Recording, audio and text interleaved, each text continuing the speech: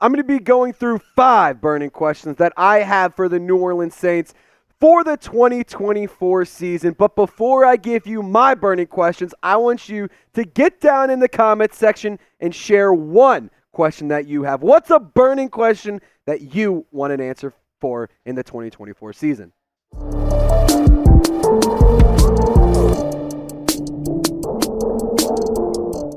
Wasting no time, we're diving right into the content. Burning question number 1. Will Klint Kubiak's offense actually work? And I do think that that is a fair question to ask, but I also don't blame fans who were cautiously optimistic about what this new offense could look like. I mean, if we're just being straight up, guys, this is the first time that the New Orleans Saints offense will look different since the George W. Bush administration. I mean,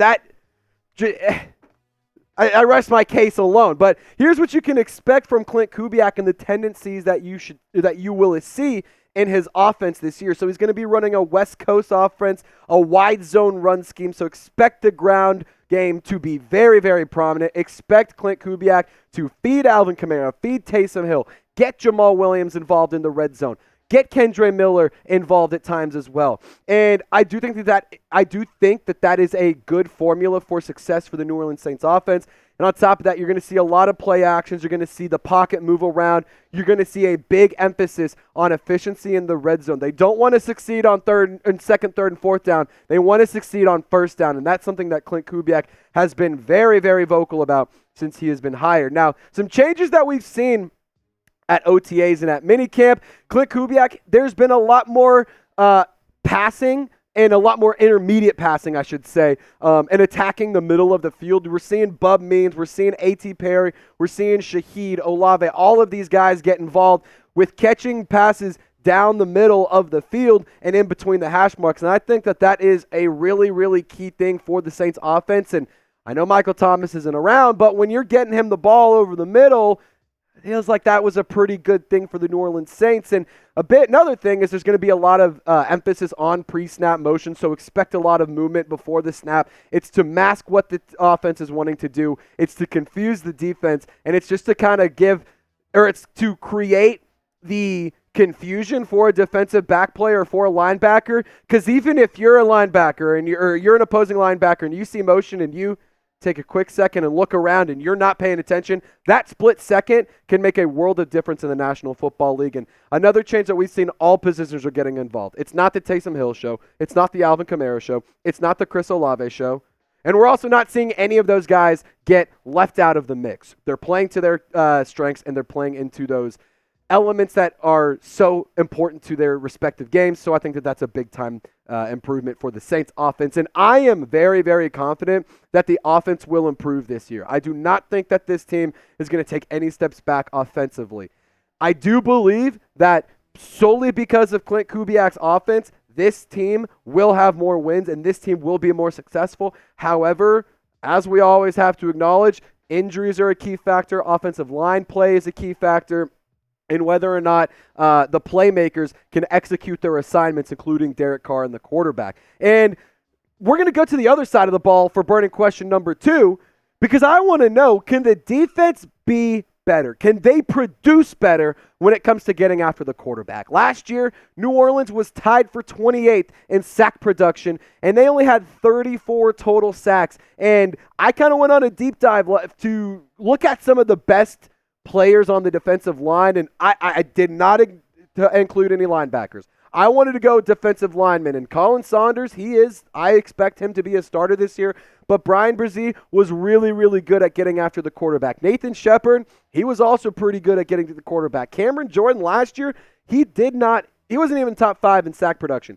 Big time year or down year for Wham Bam, thank you, Cam. But I do think because you saw 45 pressures from him, you saw 41 pressures from Brian Brzee, I think that you can expect those pressures, or you can at least hope those pressures to turn into production. I mean, Chase Young, 66 total pressures, but he had 7.5 sacks. I think that Chase Young can get to the quarterback at least 2 or 3 more times. Carl Granderson has improved every single year and might be one of the better success stories coming out of Wyoming. obviously not including Josh Allen. But, 58 total pressures. He led the team in pressures, and he led the team in sacks last year. And I'm really, really calling on Carl Granderson and Chase Young specifically. But in terms of players who need to step up, Isaiah Foskey, second-round pick, Dennis Allen has said he wants to see him cut it loose. And I think that if Isaiah Foskey can show all of the things that we fell in love with coming out of Notre Dame, then that's a big-time improvement to this defense. He has a high motor. He plays with a ton of speed. He plays with a lot of energy. He is a good football player, and he was extremely successful for the Fighting Irish. But Peyton Turner, I'm especially calling you out. You're a first-round pick. Stay on the damn field. I understand you can't control injuries. I get it. But when you're on the field, you got to perform. And that alone is a big, big key factor for this Saints defense. So I want you to shout them out for me, Saints fans. Who will lead New Orleans in sacks this season? Is it going to be Cam Jordan? Is it going to be Carl Granderson again? Could it be Chase Young? Or hell, what if Brian Brzee leads the team in sacks? That would be absolutely crazy. So I want you to share your thoughts in the comment section and let me know. All right, burning question number 3. We talked about it a second ago, and I was talking about how it's very important for the offensive players to execute their assignments. Derek Carr, he's the first one I have to ask this question to. Can he save his career? This is the guy who's been in the league for 10 years at this point. He's coming up on his 11th season in the National Football League. And in 2023, Derek Carr fared pretty well in terms of the comparison over the rest of his production throughout his career. So the numbers on the left, you see right there, that's the stats he had in 2023. On the right side, that's where the yearly production ranked across his entire career. So the interceptions, he had 8. That's his second best season in his career. That is the second best production that he's had ever since he got drafted out of Fresno State. The 25 touchdowns, that's the 4th best. The passing yards at just under 4,000, that was 7th. Not that great, but it was still 7th. The completion percentage, it was tied for 3rd, and it was less than 1% behind his second overall completion percentage. And again, just to kind of add some clarity for the interceptions, it says tied for 2nd. That's tied for 2nd least. Like, that's really, really good. Derek Carr in 2023 was really impressive at times, but there was also so many occasions and so many instances where he was so damn frustrating. And I think that we know what Derek Carr is in terms of what he is for his career. You are not paying him to go win you a Super Bowl. You're not paying him to go and win you 18, 17, 16, 15 games. You're paying him league average money to be a little bit above league average at quarterback.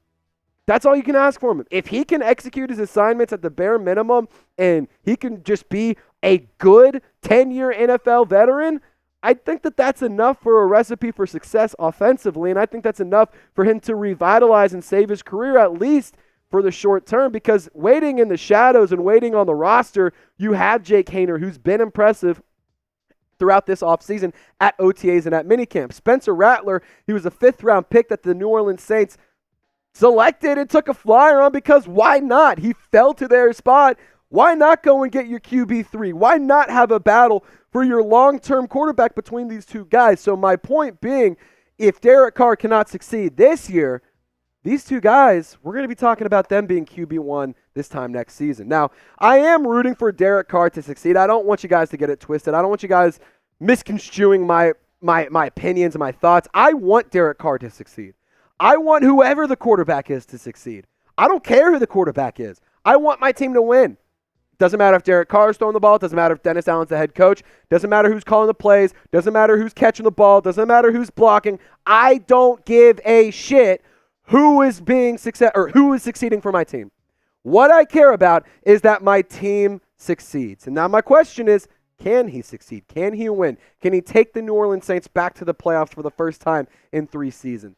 That has to happen if you want to see if Derek Carr wants to find himself wearing the black and gold as the QB1 again in the future. So really quick reminder, we'll be live for every single snap of the 2024 season. So if you want to see Derek Carr and see how he fares and know what's going to go on with this team all throughout the year, I encourage you to subscribe and join us throughout the off season for all of our live shows and all of our daily videos. And then every single Sunday, we're going to be going live an hour before kickoff, doing play-by-play, having fun throughout the game and all sorts of stuff. So subscribe and join us for free.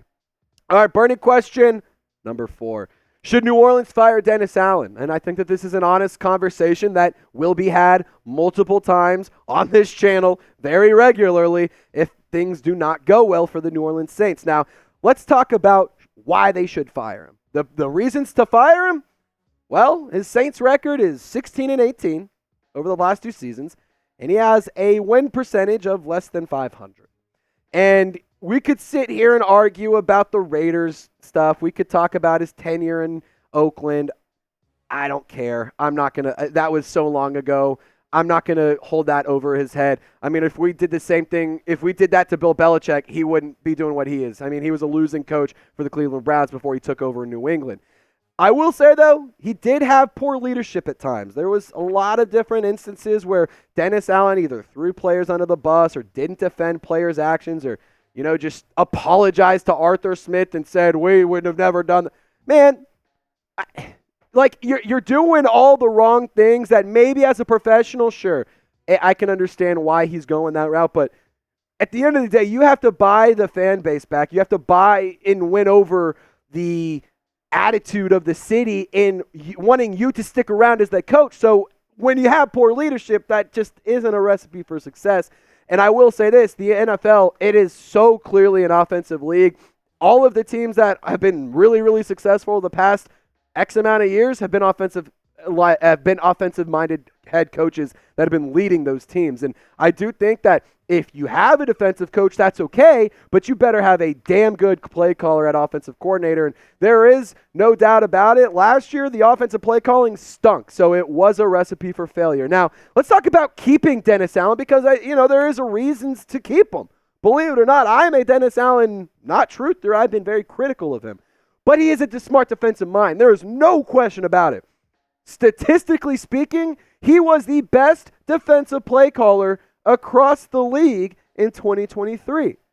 He was also really, really good at developing defensive backs. I mean, every single time we bring in a defensive back and it's time to either pay him or let him walk in free agency, feels like more times than not, those players get good paydays. I think that Dennis Allen does a fine job at developing safeties and corners. And I'm looking at a guy like Jordan Howden, and I think that he needs to stick around because I like Jordan Howden so much. And I think that he could be a long-term impact player. And it comes to Dennis Allen developing him to do that. And the big thing here, he's not going to take a demotion. If you want Dennis Allen's defense, he's your head coach. You're not going to get to promote Klint Kubiak. You're not going to get to bring somebody else in and say, Dennis, we appreciate you. We really like you, but not enough to keep you our head coach, but we'll still keep you around as our DC. No, you do not have that as an option. That is not in the cards.